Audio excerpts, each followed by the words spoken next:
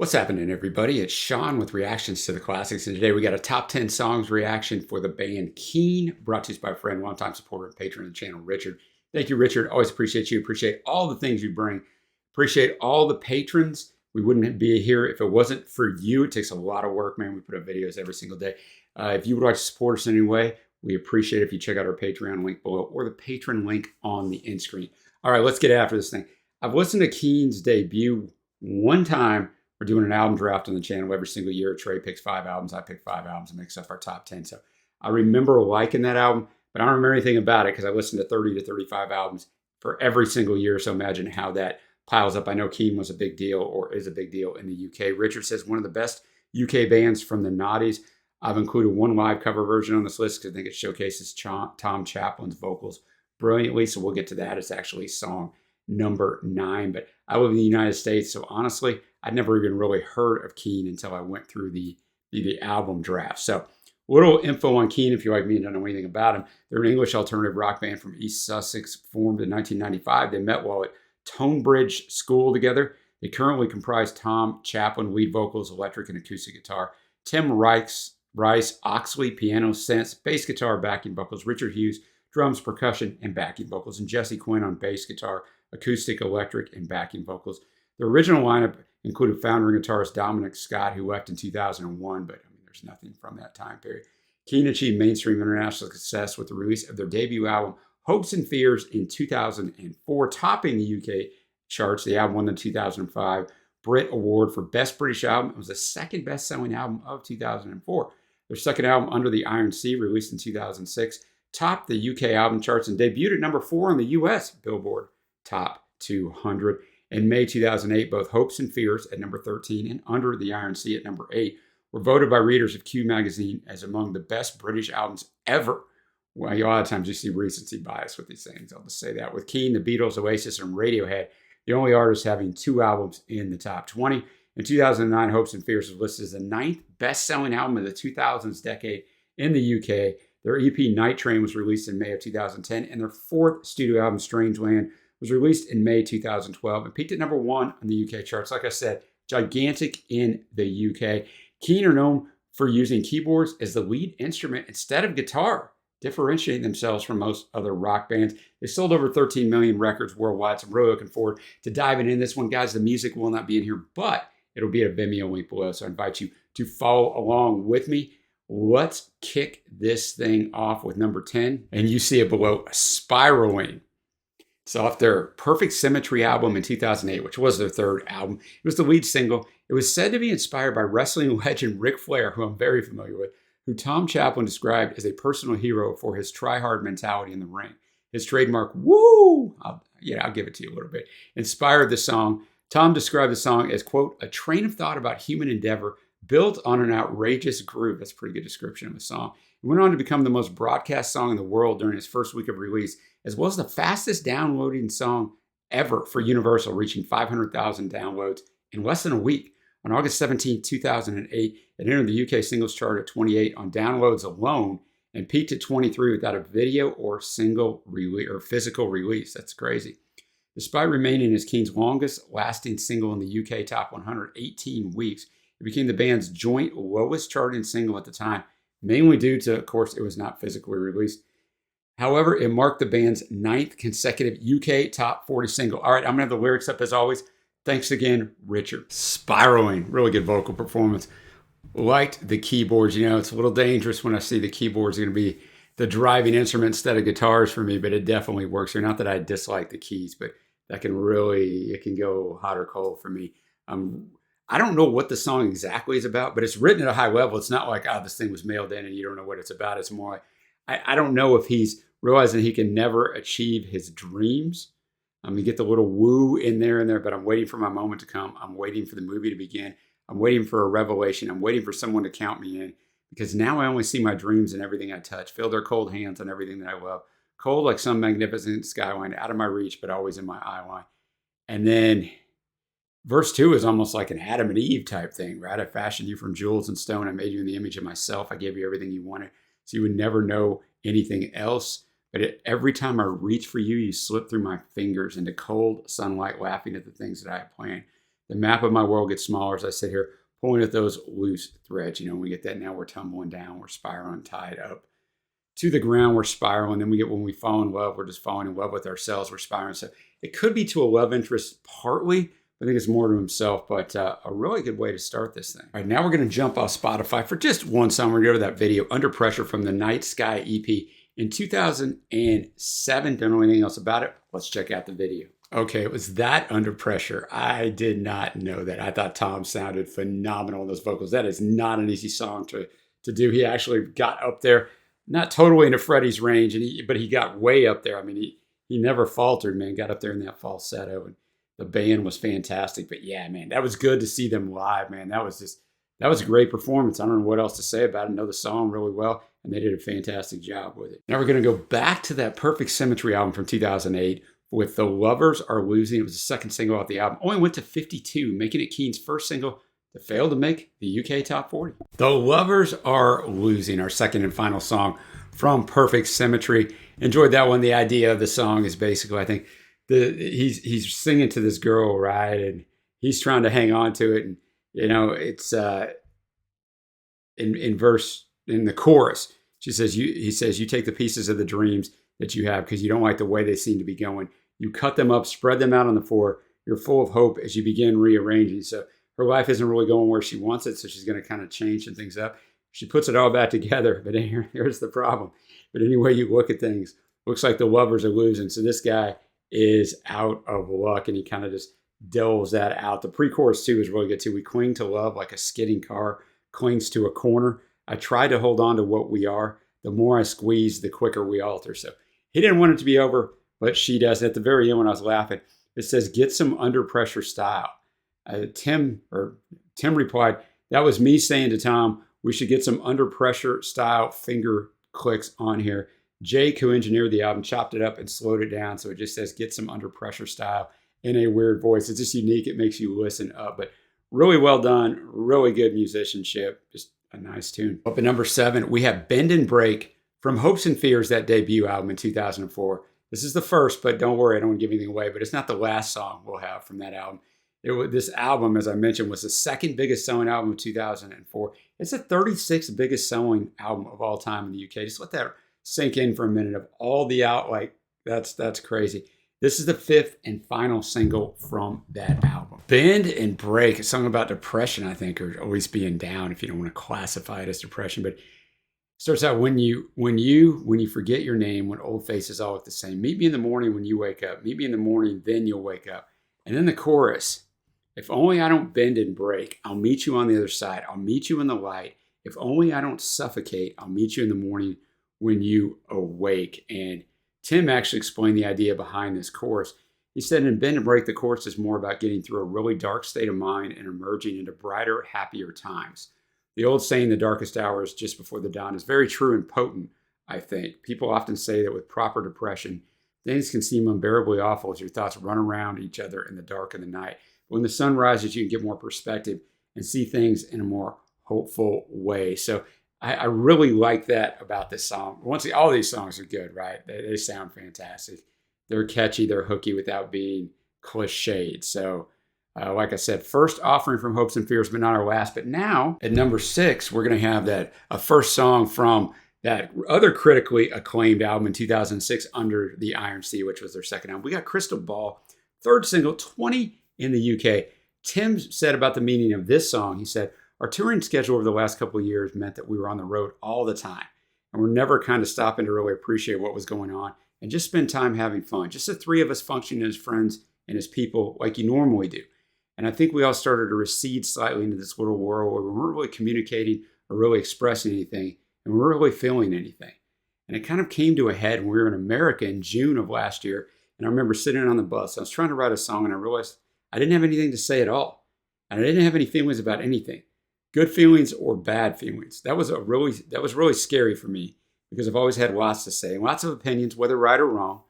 We then ended up having a massive row about something a couple days later, and it came out of that we were all feeling this sense of numbness, this feeling of kind of fading away as people. And I just tried to write about that, and it ended up becoming Crystal Ball. Wow, man, I'm looking forward to this. That's a heck of a write-up. Yeah, man, I think sometimes we can become so busy And even if we're having success like they were, and you just kind of lose yourself, right? You're just constantly going. You don't have a moment to reflect. We got to all be careful of those things. Crystal Ball, very heavy lyrics, but wrapped up in a nice little catchy song, right? So if you're not really paying attention to what these lyrics are telling you, you're not going to catch that. So thought that was really, really well done. You know, the lyrics themselves: who is the man I see where I'm supposed to be? I lost my heart, I buried it too deep under the iron sea. Of course, the name of the album. So yeah, he's talking about, I look in the mirror and I don't even recognize myself anymore. Oh, crystal ball, save us all. Tell me life is beautiful. Mirror, mirror on the wall. He's looking for some sort of reassurance, right? Lines ever more unclear, not sure I'm even here. The more I look, the more I think that I'm starting to disappear. So, I mean, we know what this song's about. It's talking about, you think this is depression as well. And I guess that is some form of depression when you don't feel anything, right? I don't know where I am and I don't really care. I look myself in the eye. There's no one there. I fall upon the earth, I fall upon the air, but all I get is the same old vacant stare. But man, you would know these lyrics were these heavy if you were just listening to it, because it is a really catchy song. Well done. We are to the top half of this list. You see it below: Sovereign Light Cafe from the Strangeland album in 2012, that fourth album. Tim said about this song, this was the first song I wrote for the album, and for a long time it was the only song I felt it was a definitive contender for the next Keane album. I had a sketch of the melody on a cassette and was listening to it on a flight into Mexico in 2009. Remember, this is 2012 when the album was done. I couldn't come up with any words, but then I was sitting in a bus on the way from Sao Paulo airport to our hotel, and suddenly the name of the old cafe on Bexhill seafront came into my head. I had actually always wanted to write a song with that title. When I was about 16, I remember being on holiday with Richard and having a song that went, Sovereign Light Cafe, down by the sea, go there with me or something. It was a crap song. Anyway, after a gap of many years, the phrase popped back into my head and unlocked this idea of looking back to the beginning and trying to work out what had happened to me and to us over the last 15 years or so. I remember doing a demo of the song on the tour bus, and because I wanted to sing the vocal without disturbing anyone, I sat in the back of the bus with a duvet over my head to muffle the sound. The glamour, he says. Only went to 74 in the UK. Sovereign Light Cafe, another really good song. And, just reminiscing, like he talked about, of where they've come from, but I like verse 3 a lot. He says, well, you've got nothing to hide. You can't change who you really are. You can get a big house and a faster car. You can run away, boy, but you won't go far. There's always going to be some part of our character and personality and being from where we came from and what we came up from, no matter how successful you get, no matter how much some people try to forget where they came from. It's always going to be a part of you because that's one of the predominant things that shapes you. And then the outro, they get the shot, wow, yeah. I'm going where the people know my name. So if you're in the States and you're old like me, that's a Cheers TV show. Shout out right there. But, he's going to go back to his home where he's just him and not a rock star, I think. So a really good song and a nice idea for a song. Now we come to the only song I knew and only song a lot of people may know from Keane if you're not in the UK. Somewhere Only We Know from the Hopes and Fears album in 2004. Richard Hughes said, we've been asked whether Somewhere Only We Know is about a specific place. And Tim has been saying that for him or us as individuals, it might be about a geographical space or a feeling. It can mean something individual to each person, and they can interpret it to a memory of theirs. It's perhaps more of a theme rather than a specific message. Feelings that may be universal without necessarily being totally specific to us, or a place or a time. Tim also said it's about being able to draw strength from a place or experience you've shared with someone. I think it's an idea a lot of people can relate to. 3 in the UK, only 50 in the US. The first demo was composed by Tim in about 2001. He said that the song came from hammering away on the piano, explaining, quote, I was thinking of something like David Bowie's Heroes, which you drive along to a really rocking beat. It was one of the first things we recorded for the album. Just one of those songs that's sang so well, but the arrangement is just it just all works together, which is obviously why it was such a big hit. I don't really got to go into the meaning of the lyrics because, they already talked about it, but yeah, man, that song is really good. A little bit of familiarity bias for me since that was the only song I knew, but great song. Now we're up to number 3. We're going to go back to the Under the Iron Sea album from 2006, their second album. We got Is It Any Wonder? Second single, went to 3 in the UK, 78 in the US, was nominated for Best Pop Performance by a Duo or Group with Vocal for the 2007 Grammy Awards. It's about the Iraq War. They said it's probably the one song on the record that most expresses our dismay and confusion about what it means to be a British citizen in terms of what our society is contributing to the world at large. Tim's the one talking. It's very hard to make sense of why Britain feels it needs to sign up with George Bush's attacks on Iraq and the whole Afghanistan thing. It feels like there's a whole lot of trouble brewing up over Iran, and you just don't know where it's going to end. On a personal level, for a lot of people our age, it's really unsettling. He goes on to say the song is not an attempt at some sort of wide sweeping political statement. It's just about just seeing things from a personal level. What are you supposed to believe? What is actually right? How can you work out what is the truth and what is the right thing to do? And there's so many different opinions, and you're supposed to have an opinion on what your country is doing. And yet it's so hard to even begin to gather all the facts. It's a really distressing thing for people of our generation, I think. The feeling of not being able to do anything about that. I guess that was something we were all feeling very acutely in the song. And I think the sounds of the song sum that up in a very tangible way. Wow, man. Deep subject matter here. Is it any wonder? I mean, a really good song. Yeah, I thought a little more harder edge from them. Not real hard edge, but a little more harder edge. You know, it's what they said it was about, obviously. I always thought that I knew I'd always have the right to be living in the kingdom of the good and true and so on. But now I think I was wrong, and you were laughing all along. And now I look a fool for thinking you were on my side. So a lot of people think that's about then UK Prime Minister Tony Blair. And then, of course, is it any wonder I'm tired? Is it any wonder that I feel uptight? Is it any wonder I don't know what's right? And they just kind of keep delving that out, man. The bridge, nothing left besides this old cathedral, just the sad, lonely spires. How do you make it right? Oh, but you try. And then the chorus ends it again with, oh, these days after all the misery you made. Is it any wonder I feel afraid? Is it any wonder I feel betrayed? So, yeah, man. That's a deep song, man. And kudos to them for putting that one out at that time. Now we're going to go back to Hopes and Fears, of course, from 2004 for a number 2 song, Everybody's Changing. Second single went to number 4 in August 2006. It was rated number 79 from the top 100 greatest songs of all time by The Sun. I'm not saying it isn't, but recency bias. Again, we got to remember in these things. It's written in 2001 by Tim. Just after guitarist, we talked about him at the very top of this thing, Dominic Scott left the band. The song's about trying to work out where you are in the world while some of the people around you are going off and doing different things.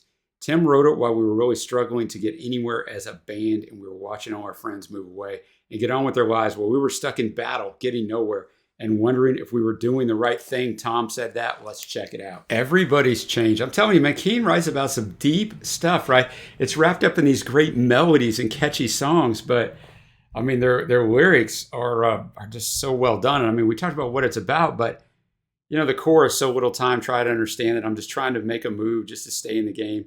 I try to stay awake and remember my name, but everybody's changing and I don't feel the same. You know, your friends are moving on and doing other things. And here you are in your mind sort of stuck in what you're doing, and you feel like you're kind of losing yourself because you're just in this thing. And that's what it's like to grind it out in any career or anything you're working really hard for, right? Other people move on, and here you are still trying to do the same thing. You feel like you might be beating your head against a wall, but some people like Keane break out from that. So well done. And now we're up to number 1. I would drum roll it for you, but it's already at the bottom. We got Bedshaped from the Hopes and Fears album in 2004. The final track and third single went to 10 in the UK, described by Tim as, quote, about feeling that you've been left behind by an old friend or lover and about hoping that you'll be reunited one day so you can live out the end of your lives together the way you started them. I hope that they'll eventually want to get away from the bright lights and come back home. It's a sad and angry song, but also full of hope. I think I'm right in saying that in hospital, when someone is ill and has to spend a lot of time in bed, they can become bed-shaped. It sounds a bit depressing, but in the context of the song, I wanted to suggest old age and frailty. Bedshaped, Richard's number 1 song of Keane on the top 10. Keane song reactions, really good song as well. Definitely heavy lyrics. It's to a friend, not a lover, I think, but it could be either way. But you know, the chorus, you'll follow me back with the sun in your eyes and on your own bed shaped on legs of stone. You'll knock on my door and we'll go in white light. I don't think so. But what do I know? What do I know? I know you think I'm holding you down and I've fallen by the wayside now and I don't understand the same things as you, but I do. So, you know, I thought the emotion in Tom's voice is what really made this one work. Now, before we get to my favorite tracks, I'll give you just a few thoughts here on Keane after going through this top 10. I always like going through top 10s of artists I don't know or don't know really well because it gives you a little snapshot. And Richard always does a great job of curating these lists. He's done a bunch of fantastic lists for us over the last couple years. But kind of seeing the band. I mean, Tom's vocals I really like. I think Tim must write most of them since all the quotes and the writers, but his synth work is fantastic. And I haven't talked about Richard's percussion, drum work. Their instrumentation is fantastic. So I mean, all the songs are so well done. I think you're either before we get to my favorite, I'll tell you I like all the songs. I think you're either going to like almost all the songs or you're not going to like any of them. Like if you like this sound, I really like this sound. I don't think one song really stands out for me. I think they're all just so well done. I know some of them were big hits and some of them weren't, but I really do enjoy the sound. I'm really having a hard time picking phase. I mean, I keep a list here, and make notes. I don't know. I mean, I'm not going to pick Under Pressure as a favorite. Honorable mention. It's a cover and it's a concert footage there, but I just wanted to give a shout out because it was so well done. It's such a good demonstration of what they can do live. And as we all know, boys and girls, doing it live is a different level of skill that a lot of artists can't do. So my honorable mention is going to be Spiraling, the first song we heard. Crystal Ball. I mean, the writing on these songs are so well done. You're not going to know it on almost all the songs, right? Because very, very well done melodies, very good arrangement and instrumentation, I said. But the lyrics, most of the lyrics on these songs are heavy, man. They're with deep subject matter. So Crystal Ball is one of those, of course. It's that way. Brought that to mind. And I'm going to go with Is It Any Wonder as an honorable mention. The song we just heard, Bedshaped. Faves are going to be Bend and Break. Somewhere Only We Know, which I actually like that Richard had it at number 4 because it's not the best song on here. It's just familiar with me, so it's hard for me to not make it a fave. And then Everybody's Changing is my other fave. So let me know your favorite tunes below. What else should have been here? But be gentle on Richard, right? It's hard to come up with a top 10 list. I'll see some people sometimes comment, I can't believe this song wasn't on here. Well, okay, then what else are you going to take off, right? It's a process, right? You raise one song, the others lower. It's not that easy. Trust, when Trey and I did all the Beatles rankings, and we're still doing some that are going to be coming up on the channel, it's so difficult, right? You're just splitting hairs over songs. So Richard did a great job, but let me know in the comments your own top 10 list or what else should have been there and what I should check out from Keane. And thanks for watching, everybody. Until next time, guys, I will see you.